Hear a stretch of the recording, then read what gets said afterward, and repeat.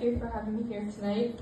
For anyone that doesn't know me already, my name's Ellis. I'm 25 and I've grown up and lived on Arran my whole life. I now live just 2 minutes up the road in Shiskin with my fiancé David, 2 cats and dog. I've been asked to do a little talk today about the help and support I've received from the Irish Society of Glasgow over the last couple of years. So to understand where I am today, I'll just take you through the journey a bit. From a very young age, I always knew I wanted a career in medicine, and Arran being abundant with animals soon gained a real passion for animal welfare. So the role of a veterinary nurse was a natural choice as it perfectly combines the two. Out of high school, I went to Oakridge College where I did a year's veterinary care assistant course. This was kind of like the base knowledge of what the veterinary nurse career would entail. After that, I came back to Arran, where I was very lucky to get a job in Brodick with the local Arran Vets. That was in January 20.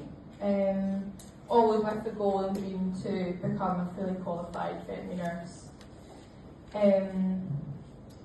So after working through COVID and things, I was offered the opportunity to apply for the vet nursing qualification through the College of Animal Welfare, which I was accepted into in September 2022. The college is actually an independent England-based college with only a small centre in Edinburgh. This meant that my course fees were very kindly covered by Arran Vets. But due to this, there was no I wasn't eligible for any student loans or bursaries. The course mainly involved online virtual classroom lessons, with most of the practical stuff taught either through work at Arran Vets, or I did spend some time at the vet hospital in Glasgow as well. This was to be able to see the more intensive nursing care patients that we just don't get in a rural practice. I did still have to travel roughly twice a month to Edinburgh for further practical training and exams. This became very expensive, as most of you will be aware how much it costs to travel anywhere, mainly because it always entailed at least 1 or 2 overnight stays. And again, the college didn't have any kind of local student accommodation, so this was private hotels or Airbnbs. As you can imagine, this became really expensive very quickly, and it did become a big stress for me, and I really felt I was struggling to put my all into the course. This is where I decided to apply to the Arran Society for financial support for these travel costs. I was very kindly given some support for both my first and second year of training. Honestly, I can't begin to explain what difference this made for me. I was able to put my all back into my studies and not stress about the financial aspects. So, as of September 2024, I became Arran Vets' very first registered veterinary nurse.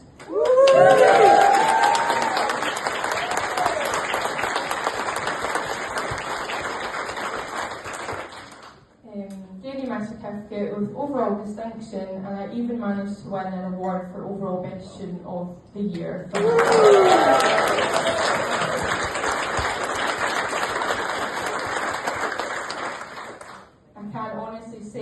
I don't think I would have done so well if it hadn't been for the Society's funding. So today I now work full-time at Arran Vets doing my dream job. Every day looks very different working in a rural practice. I now get to assist the vet during surgeries, monitor and maintain anaesthetics, and perform diagnostics including x-rays, ultrasounds and blood samples.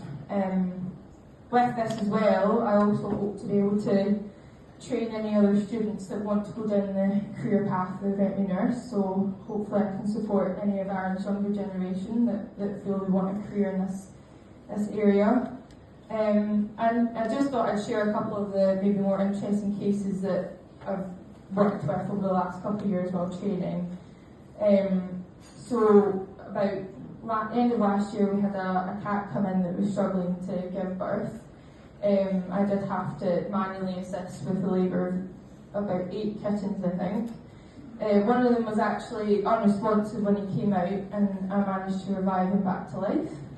This of course, the perks and downfalls of the job, as I'm sure David will probably agree. You bring home more waifs and strays, and this pet ended up coming home with me 8 weeks later.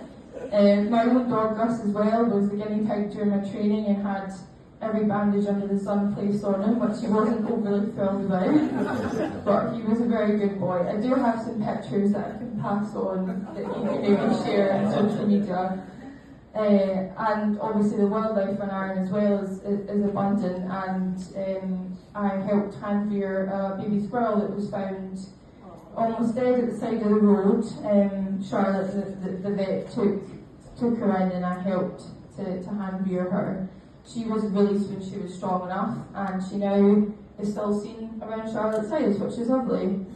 So yeah, I hope to be able to continue supporting the welfare of all animals on Arran with my career now. And I would just like to advise anyone that feels they would benefit from the Arran Society's support to apply. They really are a fantastic group, and a credit to the people in Arran. I know I would be where I am in my career today without their support, so thank you all so much again.